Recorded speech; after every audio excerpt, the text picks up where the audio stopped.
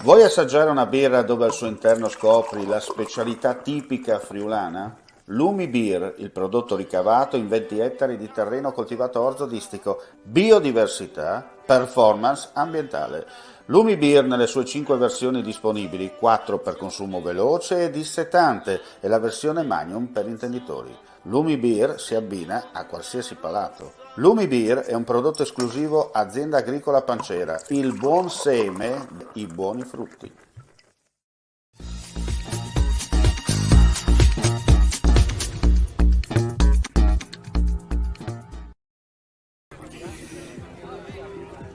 Terza edizione della Barbanade si è appena conclusa, l'evento di apertura della stagione Let's Go Triathlon Grado 2022. Com'è andata? È andata splendidamente, 240 concorrenti, 55 donne, 185 uomini, non ce l'aspettavamo, abbiamo raddoppiato i concorrenti rispetto all'anno scorso, è stata una giornata intensissima, splendida e soprattutto siamo veramente contenti del gradimento di questi atleti che vengono dal nord Italia, sono venuti dalla Slovenia, dall'Austria e ci danno sempre un grande conforto quando finiscono una gara così impegnativa di 3,8 km in un ambito lagunare che comunque non è un ambito facilissimo perché oggi hanno trovato condizioni meteo marine che li abbiamo un po' ingannati perché gli abbiamo detto che non c'erano né le meduse né la corrente contraria, invece c'erano tutte e due le cose, quindi l'hanno terminata quasi tutti ed è sorprendente anche i tempi che hanno fatto, poco più di un'ora, i primi tre hanno gareggiato tutti e tre un testa a testa bellissimo ed entusiasmante. Peccato non vederli perché il pubblico presente all'arrivo insomma li incitava, noi che li abbiamo seguiti lungo tutto il percorso vi possiamo dire che è stata veramente una cosa entusiasmante e bellissima da vedere. Una manifestazione che ha una grandissima valenza turistica.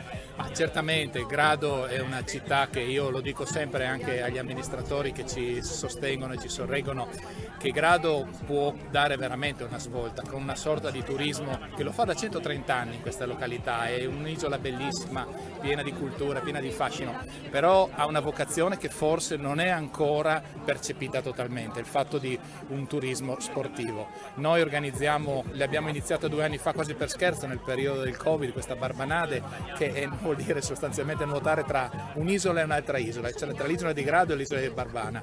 Un'isola che è un santuario, un'isola che è un santuario mariano, non è abituata a ricevere 240 concorrenti che una mattina di un sabato partono a mezzogiorno, mezz'ora dopo che è finita la funzione religiosa. Quindi anche con i frati, con la curia che ringraziamo, abbiamo veramente sconvolto l'animo dei fedeli che vanno chiaramente a fruire di quello che è l'isola per quello che ha dato nella tradizione locale gradese. No? Ricordiamo che fanno il perdono da 780 anni, quindi noi questi 30 anni evidentemente ci siamo degli intrusi e vogliamo rimanere tali senza creare danni. Ma è questo proprio quel messaggio che vogliamo dare e il successo è decretato per questi fantastici ragazzi e ragazze che vengono ogni anno e quest'anno veramente con il raddoppio dei partecipanti che non potrà essere purtroppo aumentato di molto perché traslocare anima e cuore da una parte all'altra dell'isola è anche un fatto logistico e quindi va bene così. 2 mesi prima sono finite le iscrizioni, sono esaurite, qualcuno è riuscito a entrare in lista d'attesa e noi abbiamo fatto il possibile per farli gareggiare.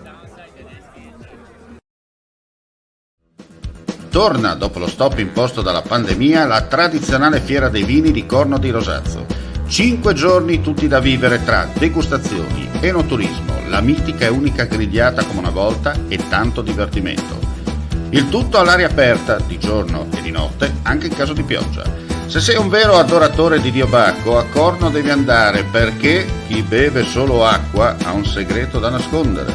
Fiera dei vini a Corno di Rosazzo, ingresso libero.